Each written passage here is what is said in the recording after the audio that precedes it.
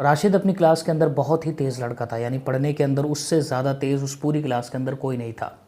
शुरू से लेकर के लगातार अपनी क्लास के अंदर टॉपर बनता रहा, यहाँ तक कि हाई स्कूल के अंदर तो पूरे ज़िले के अंदर उसने टॉप किया।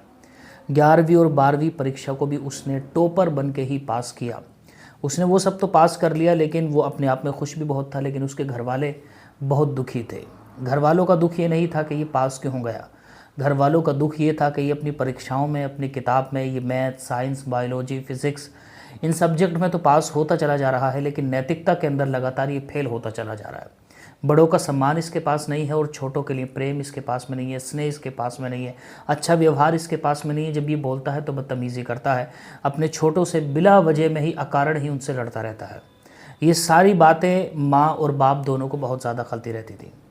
बहरहाल वक्त बीतता रहा और उसने स्नातक भी कर लिया और उसके बाद में वो प्रतियोगी परीक्षाओं के अंदर भी पास हो गया। उसको लगता था कि प्रतियोगी परीक्षाओं के अंदर अच्छे अंक लाने की वजह से उसको अच्छी नौकरी मिल जाएगी, लेकिन उसकी सोच गलत थी, क्योंकि प्रतियोगी परीक्षाओं को पास करने के बाद जब भी इंटरव्यू का नंबर आता था तो वो हर बार इंटरव्यू में फ़ेल हो जाता था। अच्छे नंबर से पास करने के बावजूद भी पूरी सारी परीक्षाएं वो हर दफ़ा इंटरव्यू में फ़ेल होता चला गया।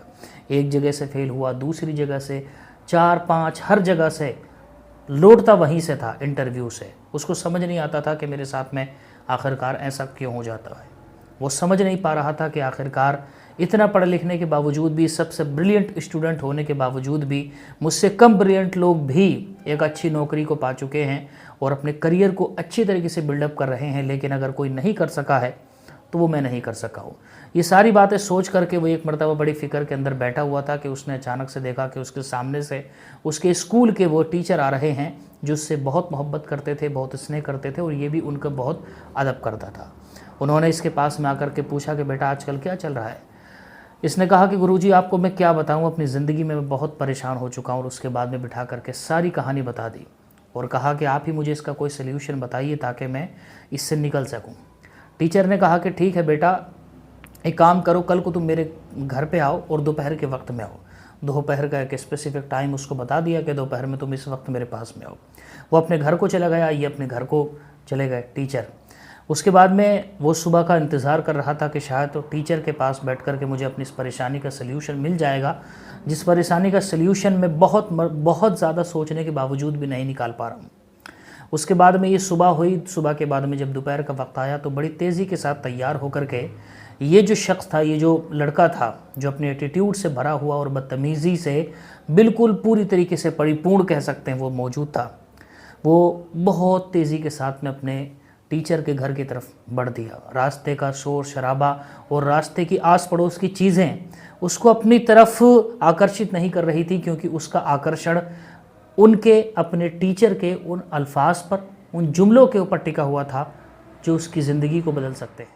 आखिरकार ही चलता चलता अपने टीचर के घर पहुंच गया। टीचर भी कुर्सी पर बैठे हुए थे, इसका ही इंतज़ार कर रहे थे। कहा कि बेटा अच्छा हुआ तुम टाइम से आ गए, मैं भी तुम्हारा इंतज़ार कर रहा था, आ जाओ ज़रा, मैंने भी खाना बनाने के लिए रख दिया है, चावल बनाने के लिए रख दिए हैं, बैठ करके वो खाना खाएंगे और मेरे ख्याल से शायद अब वो बनने ही वाले होंगे, तुम ज़रा देख करके आओ वो पक गए हैं कि नहीं पक गए हैं। ये राशिद उठा और जाकर के रसोई में गया और रसोई में से इसने भगोने के ऊपर से जो ढक्कन था उसको हटाया और उसके बाद में थोड़ा सा चखा और फिर उसके बाद में टीचर को आवाज़ दे करके बोला कि सर चावल तो पूरी तरीके से पक चुके हैं। टीचर ने कहा कि ठीक है बेटा तुम मेरे पास में आ जाओ। टीचर के पास में स्टूडेंट यानी ये राशिद जो था वो सामने बैठ गया। टीचर ने कहा कि बेटा तुमको कैसे पता चला कि चावल पक चुके हैं। उसने कहा कि सर बड़ा आसान था, मैंने एक चावल चेक करके देख लिया और उसके बाद में मुझे पता चल गया कि सब पक चुके हैं। तो टीचर ने उस वक्त में उससे वो तारीख़ी जुमला कहा कि बेटा तुम्हारी प्रॉब्लम सारी यही है, तुम नहीं समझ पा रहे हो कि इंसान की पहली मुलाकात, इंसान का पहली बार रूबरू होना, सामने हो जाना, ये 80% उसकी शख्सियत का तारुफ होता है।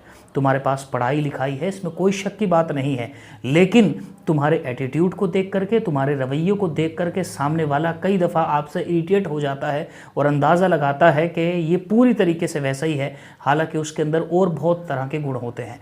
हो सकता है तुमने एक चावल चखा है लेकिन कुछ चावल कच्चे पक्के भी हों, लेकिन तुमने अंदाज़ा लगाया कि सारे चावल क्या है, पके हुए हैं। इसी तरीके से इंसान के एटीट्यूड को देख करके इंसान अंदाज़ा लगा लेता है कि शायद ये पूरी तरीके से बेकार है।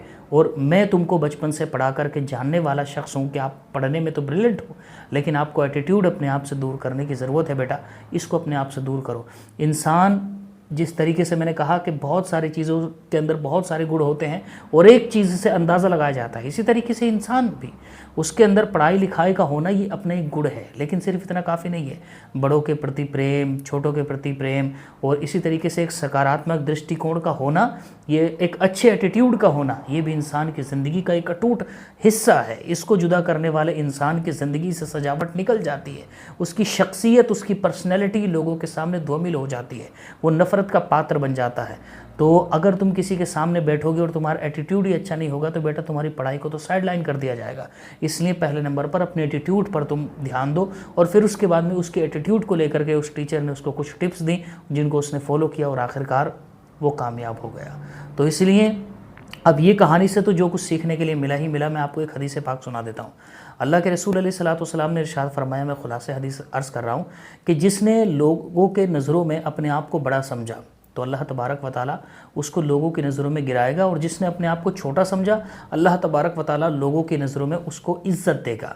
फिरौतनी करने वाले, अपने आप को छोटा समझने वाले, ऐसे लोग ना चाहें कि लोग मेरी इज़्ज़त करें उनकी लोग तब भी इज़्ज़त करते हैं, और घमंड करने वाले लोग ये चाहें कि लोग इज़्ज़त करने में उनके सामने झुके जगह फिरते रहें तब भी लोगों के दिलों से उनकी कदरें निकाल ली जाती हैं। अल्लाह ताला हम सब को नेक अमल करने की तौफीक अता फरमाए, घमंड से महफूज।